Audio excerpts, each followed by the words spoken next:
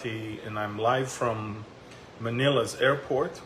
I'm on my way now to Los Angeles, actually to Southern California, for the last leg of this very long ministry tour.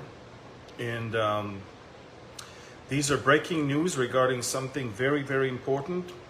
And I'm asking you to share it because there are some issues with Facebook and other things because of the content of this update. So first of all, thank you for your prayers and support.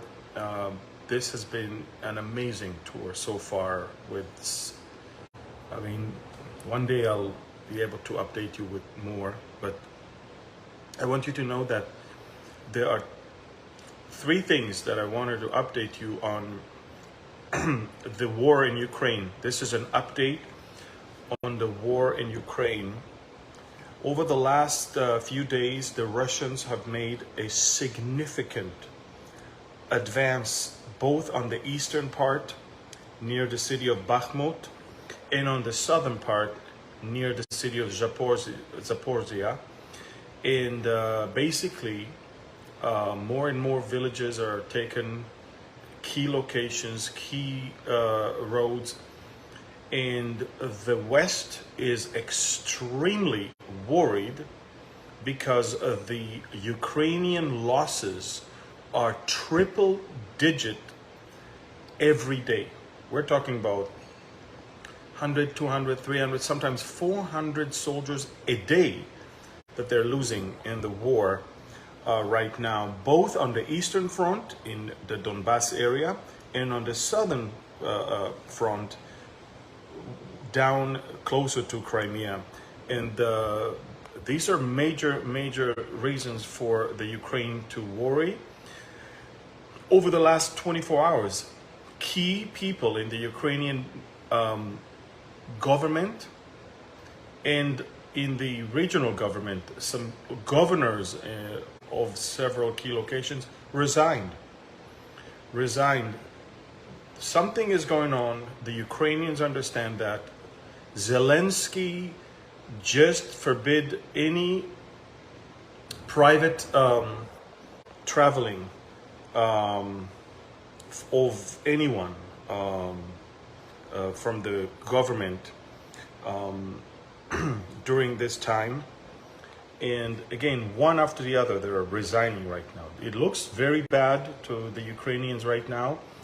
And the West understands it. And this is why there is heavy pressure to supply the Ukrainians with tanks and armored vehicles and aircrafts. And right now, the pressure is mounting on the Germans to supply the Leopard 2, the advanced tank. The Germans have not decided yet, although the manufacturer of the tank said they're willing to already send over 100 tanks. The Germans want first to see America sending Abrams tank, and then they will do the same. They don't want to be the first ones. Estonia and Latvia are extremely afraid. Poland is extremely afraid because they can see the Russian advance. They can see that there is major weakness on the Ukrainian side that might lead in the next 2 weeks, 3 weeks, to the probably crucial battle that will maybe bring an end to this war. And it's not going to be to the liking of the Ukrainians, and it's definitely not going to be to the liking of any of NATO members.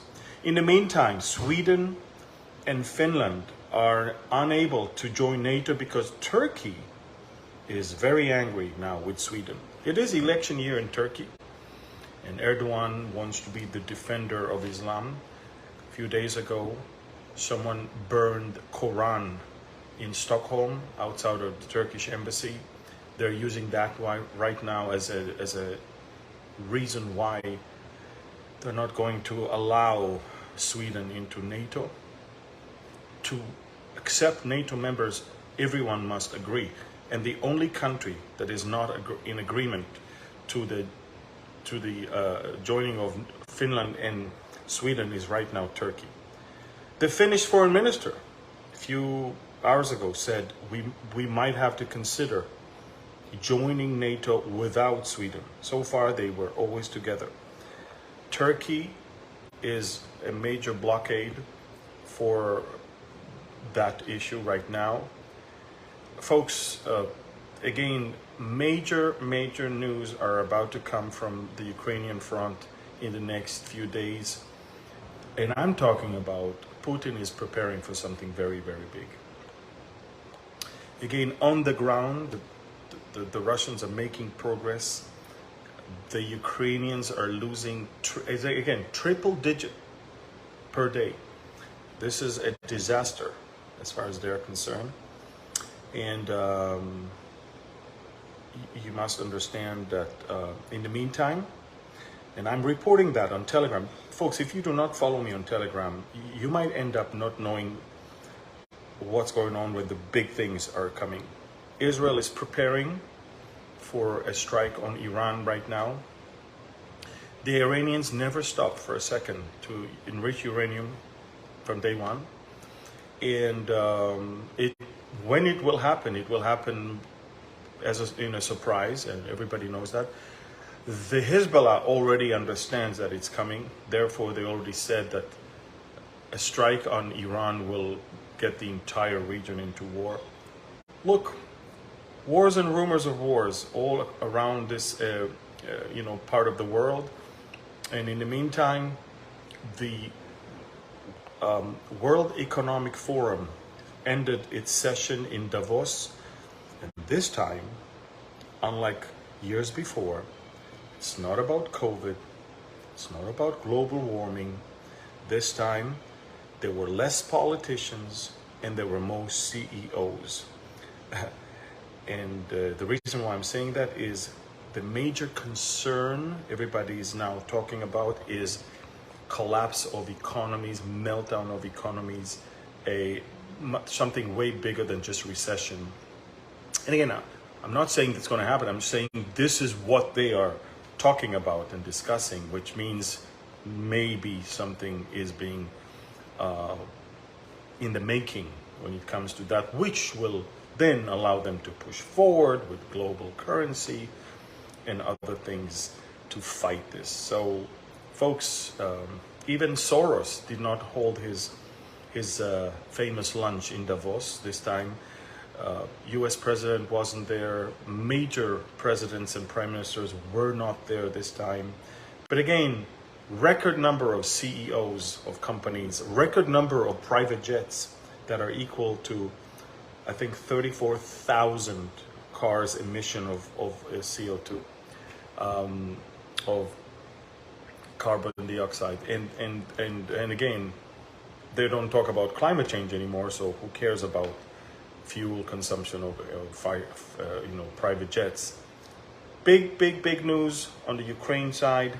Share this, please, and I'll get back to you with more. Please follow me on Telegram. I don't know how long I'm going to be here on Facebook. Telegram is the main mean of communication. Follow my channel, 317,000 subscribers. Follow me there. This is where you can get news 24/7. Thank you. God bless you. And please share this one.